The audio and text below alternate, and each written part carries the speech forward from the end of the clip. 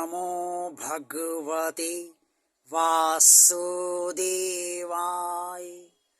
जय श्री हरि, जय श्री भगवान विष्णु जी, जय श्री भगवान कृष्ण जी।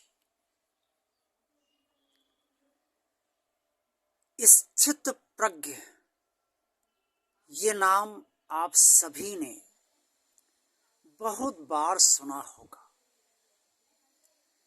कभी योग के अंतर्गत सुना होगा, तो कभी कुंडलिनी जागरण के अंतर्गत सुना होगा।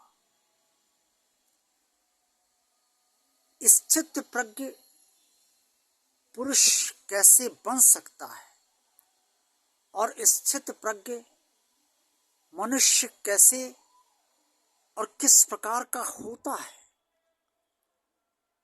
अर्जुन के ये पूछने पर परमात्मा श्री कृष्ण जी ने कुरुक्षेत्र में अर्जुन को ज्ञान देते हुए जो बताया है, वो श्रीमद् भगवद गीता के अध्याय 2 में श्लोक 55 से लेकर 57 तक में स्पष्ट तौर पर वर्णित है। भगवान श्री कृष्ण जी ने अर्जुन को स्थित प्रज्ञ पुरुष अर्थात मनुष्य की लक्षण बताते हुए कहा है कि जो पुरुष मन से समस्त कामनाओं का त्याग कर देता है और जो हर पुरुष का वास्तविक स्वरूप आत्मा है, वो आत्मा जो हम सब के शरीर के भीतर स्थित है, उस आत्मा में ही वो संतुष्ट रहता है। क्यों संतुष्ट रहता है? इसलिए संतुष्ट रहता है कि वो शरीर नहीं है, आत्मा है। उसका वास्तविक स्वरूप आत्मा है। स्थित प्रज्ञ मनुष्य ये जान जाता है और इसलिए वो मन पर ध्यान ही नहीं देता कि मन में क्या कामना है, क्या इच्छा है, शरीर की क्या इच्छाएं हैं, किस स्थित परिस्थिति में शरीर चल रहा है, उसका वर्तमान और भविष्य क्या है, इस सब की ओर वो ध्यान नहीं देता है, इसमें बुद्धि नहीं लगाता है। क्योंकि जब वो अपने मूल स्वरूप को जान लेता है, पहचान लेता है, तो उस समय वो सिर्फ जीवात्मा अर्थात भगवान की दी हुई आत्मा जिसने जीवन धारण कर रखा है, उस आत्मा में ही संतुष्ट रहने लगता है और रमण करने लगता है। स्थित प्रज्ञ मनुष्य वो होता है जो न सुखों के आने पर बहुत प्रसन्न होता है और न दुखों के आने पर उद्वेग को प्राप्त करता है, अर्थात दुखी होता है। जिसके राग भय और क्रोध नष्ट हो गए हैं, जिसे ना राग है, ना भय है और ना क्रोध है, वो स्थित प्रज्ञ है। भगवान श्री कृष्ण जी ने ये भी कहा कि स्थित प्रज्ञ मनुष्य सुख आने पर उन सुखों से बहुत प्रसन्न नहीं होता, यानी कि बिल्कुल भी प्रभावित नहीं होता। वो इसे एक जीवन की एक स्थिति मानता है कि सुख आया है, और दुखों से भी बहुत कष्ट में नहीं पड़ता, वो सिर्फ जीवन की स्थिति मानता है कि दुख आया है।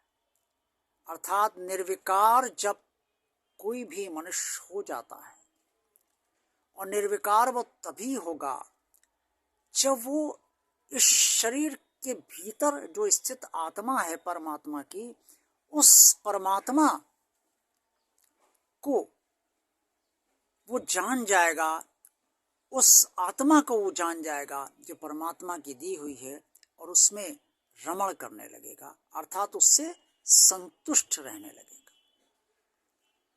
स्थित प्रज्ञ बनना बहुत कठिन नहीं है, लेकिन बहुत सरल भी नहीं है। बहुत सरल इसलिए नहीं है कि हम कैसे कामनाओं को त्याग दें, कैसे इच्छाओं को खत्म कर दें, कैसे इच्छाओं से अपने को दूर रखें।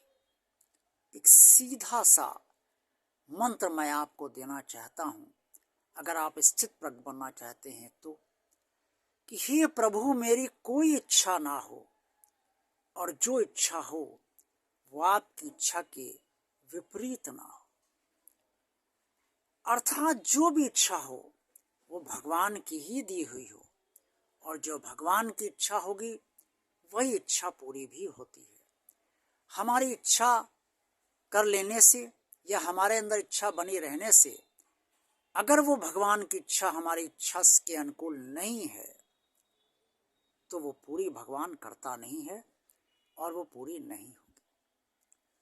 इस शुरुआती दौर में अगर स्थित प्रज्ञ बनना आप चाहते हैं तो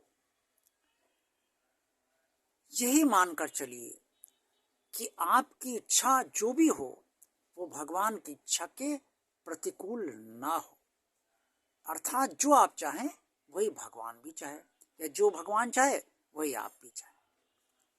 तो इस तरीके से इच्छाओं को पूरा होने या ना होने से कोई फर्क आप पर नहीं पड़ेगा, और इच्छाओं के कारण ही राग, भय और क्रोध उत्पन्न होता है। इच्छाओं के कारण ही सुख मिलता है और दुख मिलता है। इच्छा पूर्ण हुई सुख, इच्छा नहीं पूर्ण हुई दुख। इच्छा जब तक पूर्ण नहीं होती है राग बना रहता है, इच्छा पूर्ण होगी कि नहीं इस बात का भय बना रहता है, और इच्छा अगर पूर्ण नहीं हो पा रही है लंबे समय से तो क्रोध भी आता है।